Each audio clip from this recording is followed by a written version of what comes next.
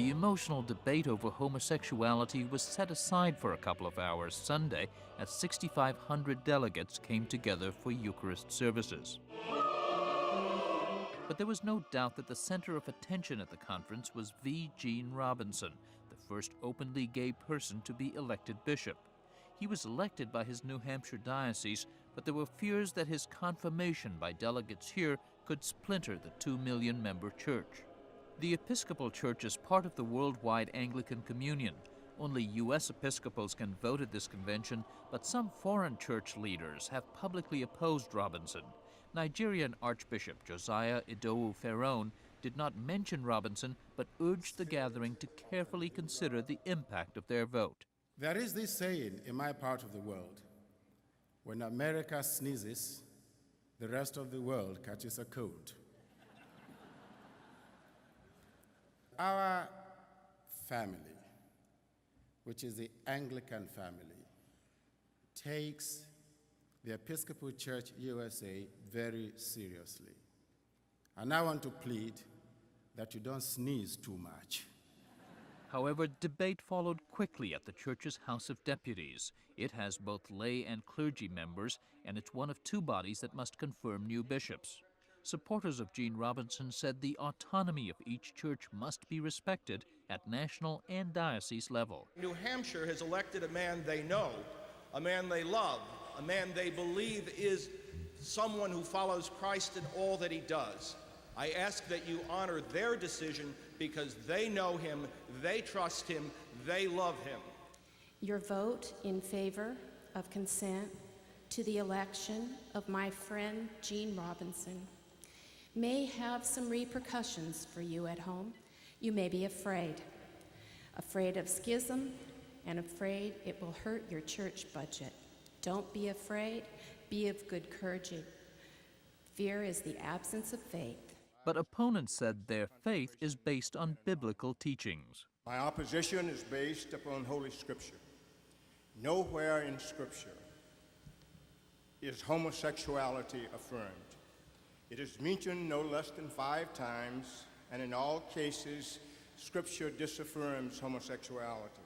We are all on a luxury liner representing the worldwide Anglican Communion, and the Episcopal Church, or more specifically, this General Convention, is loading itself into one of the lifeboats. If we vote to approve Gene Robinson today, the boat will begin to be lowered. Dallas, lay deputation no, clergy deputation no. Deputies in the packed tense auditorium were admonished to refrain from any public demonstrations. There are 65 yes votes, 31 no votes, and 12 divided votes. So the vote in favor of Robinson was greeted by silence and a prayer. Where there is joy, assist us to celebrate. Where there is sorrow, assist us to comfort. Where there is confusion, assist us to find clarity. The Reverend George Werner, president of the House of Deputies, appealed for unity. There are many of us who are on different sides, and I don't want to say 2 sides, on about 15 or 20 different sides on this one, who are going to get together and wrestle with this thing and pray for each other and talk to each other. And then I'm hoping that our brothers and sisters in the Anglican community and the rest of the world will understand that we are wrestling and trying to do our best to discern God's will and not trying to be arrogant Americans and not trying to hurt anybody anywhere. I never heard that intention. Many delegates noted that the church had remained united through previous controversies, like the ordination of women 30 years ago. But the Reverend Kendall Harmon, a South Carolina theologian, said things were different this time. The question is, if the vote goes through tomorrow, what will happen? And I think you'll see that a major line has been crossed because the church will become formally heretical in its doctrine of marriage and the family. There comes a point where you've drawn so many lines in the sand that you've hit bedrock.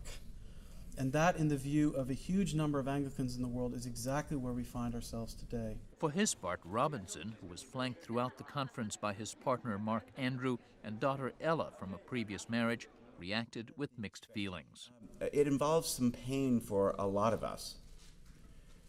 Of course, not being fully included in the church for so long has brought a lot of us pain. And so it's a kind of a bittersweet moment, because while I rejoice with my gay and lesbian brothers and sisters and all those who are working for full inclusion in this wonderful Episcopal Church of ours, we are also very aware that this is a troubling decision for many in our church.